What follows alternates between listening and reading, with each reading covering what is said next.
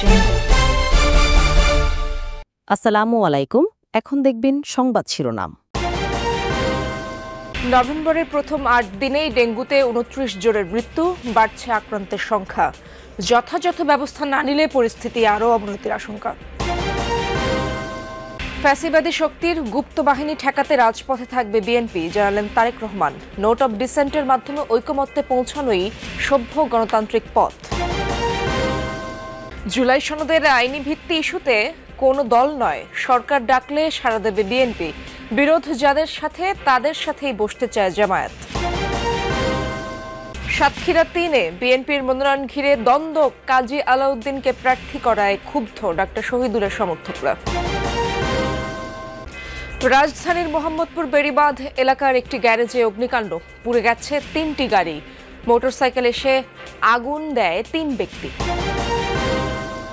Cricketer জাহানারার করা যৌন হয়রানির অভিযোগ খতিয়ে দেখতে ৩ সদস্যের তদন্ত কমিটি গঠন। ১৫ কর্মদিবসের মধ্যে দিতে হবে প্রতিবেদন।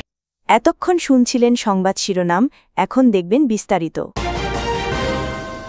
নভেম্বরের প্রথম ৮ দিনে ডেঙ্গুতে প্রাণ গেল ২৯ জনের, বাড়ছে আক্রান্তের সংখ্যাও। এবার বৃষ্টি হয়েছে লম্বা সময় ধরে, যাতে বদলে গেছে ডেঙ্গুর মৌসুম। সে হিসেবে মশক নিধনে তেমন কোনো ব্যবস্থাই চোখে পড়ছে না। শুধু শহর নয়, ডেঙ্গু ছড়িয়ে গেছে প্রত্যন্ত গ্রামেও। সামনে পরিস্থিতি আরও ভয়াবহ হতে পারে আশঙ্কা জনস্বাস্থ্য বিশেষজ্ঞদের। বরগুনার খাদ্য নদের তীর ঘেঁষে গড়ে ওঠা এই জনবসতি, গ্রামের নাম লাকুরতলা। এই গ্রামেও হানা দিয়েছে শহুরে রোগ ডেঙ্গু। গত ৮ মাসে বরগুনায় ৯,০০০ মানুষের ডেঙ্গু শনাক্ত হয়েছে, প্রাণ হারিয়েছেন ৬৫ জন। এত রোগী এবং মৃত্যু অন্য কোনো জেলায় নেই। আগামী ৩০-৪০ বছর আমাদের গ্রামগুলোতে ডেঙ্গু একটা ভয়াবহ জনস্বাস্থ্য সমস্যা হিসেবে পরিগণিত হতে যাচ্ছে। এটা কেউ ঠেকাতে পারবে না। এই গ্রাম বা মফস্বল শহরগুলোতে স্থানীয় সরকারের যে প্রতিষ্ঠান, পৌরসভা বা ইউনিয়ন পরিষদ, এরা এগুলো কিছু করতে পারবে না। এবছর সারা দেশে ডেঙ্গু শনাক্ত হয়েছে ৭৭,০০০-এর বেশি মানুষের। এর মধ্যে রাজধানীতে ২২,০০০, বাকি ৬৫% রোগী রাজধানীর বাইরের। অথচ জেলা ও উপজেলা পর্যায়ে নেই মশা মারার কোনো উদ্যোগ। সিটি কর্পোরেশনগুলোতেও নেই তেমন কোনো গুরুত্ব। মশা নিয়ন্ত্রণে চাইতে আমরা দেখাতে বেশি পছন্দ করি। আসলে দেখানো কিন্তু আমাদের কাজ না, আমাদের কাজ হতে হবে যে বাংলাদেশে এডিস মশা নিয়ন্ত্রণ ব্যবস্থাটাকে বিজ্ঞানভিত্তিকভাবে সমন্বিত উপায়ে নিয়ন্ত্রণ করতে হবে। কিউরেক্স মশাটাকে বিজ্ঞানভিত্তিকভাবে নিয়ন্ত্রণ করতে হবে। এই দুটি স্পিসিস কিন্তু আলাদা, সম্পূর্ণই তার জীবন, তার আচরণ, তার প্রজনন স্থান, বাসস্থান সম্পূর্ণই আলাদা। দুটো মশাকে নিয়ন্ত্রণ যদি আমি একটা উপায় করতে চাই তাহলে সম্ভব না, যেই ভুলটি সিটি কর্পোরেশনগুলো করছে। চলতি মাসে সারা দেশেই ডেঙ্গু পরিস্থিতির অবনতি হয়েছে, বাড়ছে আক্রান্ত ও মৃত্যুর সংখ্যা। অথচ আগে থেকেই এ ব্যাপারে সতর্ক করেছেন কীটতত্ত্ববিদেরা। নেওয়া হয়নি সে অনুযায়ী ব্যবস্থা। পরিস্থিতির অবনতি হলেই কেবল নেওয়া হয় কিছু স্বল্প মেয়াদী কর্মসূচি। সারা দেশে আক্রান্ত বাড়লেও কাগজে কলমে মৃত্যু বেশি ঢাকা দক্ষিণে। এটা তথ্যজনিত ভুল বলছে দক্ষিণ সিটি কর্পোরেশন। সারা দেশ থেকে ঢাকায় রেফার হয়ে আসা রোগীদের বড় অংশ দক্ষিণ সিটিতে দেখানো হয় বলে দাবি তাদের। বিএনপি বর্তমান অন্তর্বর্তী সরকারের ওপর কোনো ধরনের চাপ প্রয়োগ করার পরিবর্তে ভিন্ন মতের জায়গাগুলোতে নোট অব ডিসেন্ট দিয়েছে। এটিকে ডিসেন্ট ওয়ে মনে করে বিএনপি, এমন মন্তব্য করেছেন দলটির ভারপ্রাপ্ত চেয়ারম্যান তারেক রহমান। রাজধানীতে এক আয়োজনে বিএনপি মহাসচিব মির্জা ফখরুল ইসলাম আলমগীর বলেন, পুরনো অতীত ভুলে অসাম্প্রদায়িক ও প্রগতিশীল বাংলাদেশ গড়তে চায় বিএনপি। মাতোয়া বহুজন সমাজ ঐক্যজোটের আয়োজনে হিন্দু প্রতিনিধি সম্মেলন। রাজধানীর কৃষিবিদ অডিটোরিয়ামে আয়োজিত এই সম্মেলনে অংশ নেন সনাতন ধর্মাবলম্বীদের প্রতিষ্ঠান ও সংগঠনের বিশেষ প্রতিনিধি, সমাজ ও সংস্কৃতি অঙ্গনের নেতৃবৃন্দ, বিভিন্ন হিন্দু ধর্মীয় সংগঠন। সম্মেলনের প্রধান অতিথি বিএনপির ভারপ্রাপ্ত চেয়ারম্যান তারেক রহমান বলেন, কেবল আইনের শাসনই সকল নাগরিকের নিরাপত্তা নিশ্চিত করতে পারে। জানান, দলীয় স্বার্থে নয়, নোট অফ ডিসেন্টের মাধ্যমে ঐকমত্যে পৌঁছানোই সভ্য গণতান্ত্রিক পথ বলেও মনে করে বিএনপি। প্রতিটি নাগরিকের নিরাপত্তা দল, মত, ধর্ম, বর্ণ, রাজনৈতিক পরিচয় শেষে একমাত্র আইনের শাসন, ন্যায় বিচারী দেশের প্রত্যেকটা নাগরিকের নিরাপত্তা নিশ্চিত করতে পারে। অবশ্যই কারো দলীয় স্বার্থ বাস্তবায়ন করা এই সরকারের কাজ নয়, এবং এ কারণেই বিএনপি এই সরকারের প্রতি কোন রকম চাপ প্রয়োগ করার পরিবর্তে বরং ভিন্ন মতের জায়গাগুলোতে নোট অফ ডিসেন্ট এটাকেই বিএনপি ডিসেন্ট ওয়ে বলে মনে করে।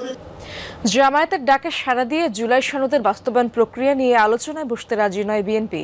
যমুনা নিউজকে দলটির স্থায়ী কমিটির সদস্য সালাউদ্দিন আহমদ জানিয়েছেন, জুলাই সনদের আলোচনায় মধ্যস্থতা করতে পারে কেবল সরকার, কোনো দল নয়। ভোটের দিন গণভোট হলেও রাখতে হবে স্বাক্ষরিত জুলাই সনদে থাকা নোট অব ডিসেন্ট। এদিকে জামায়াত নেতা হামিদুর রহমান নাজাদ বলেছেন, আলোচনার সমাধান না হলে রাজপথে কর্মসূচির পরিধি বাড়াবেন তারা। বৃহস্পতিবার রাতে বিএনপি মহাসচিব মির্জা ফখরুল ইসলাম আলমগীরকে টেলিফোন করে জুলাই সনদের আইনি ভিত্তি নিয়ে আলোচনায় বসার প্রস্তাব দেন জামায়াতের নায়েবে আমির আব্দুল্লাহ মোহাম্মদ তাহের। সেই রাতে এ নিয়ে বিস্তর আলোচনা হয় বিএনপির স্থায়ী কমিটিতে। বৈঠক শেষে বিজ্ঞপ্তিতে বিএনপি জানায়, স্বাক্ষরিত জুলাই সনদ সংবিধান ও প্রচলিত আইন অনুযায়ী বাস্তবায়নে তাদের দল অঙ্গীকারবদ্ধ। আলোচনায় বসার প্রস্তাবের পাশাপাশি রাজপথেও কর্মসূচি চালিয়ে যাচ্ছে জামাত জোট, যা ভালোভাবে নেয়নি বিএনপি। দলটি মনে করে ফেব্রুয়ারি নির্বাচনকেই বিলম্বিত করে ভোটের মাঠে নিজেদের শক্তিশালী করার কৌশলী পথে হাঁটছে জামাত জোট। সেই কৌশলে সরকারের ইন্ধন থাকার অভিযোগ তুলেছে বিএনপি।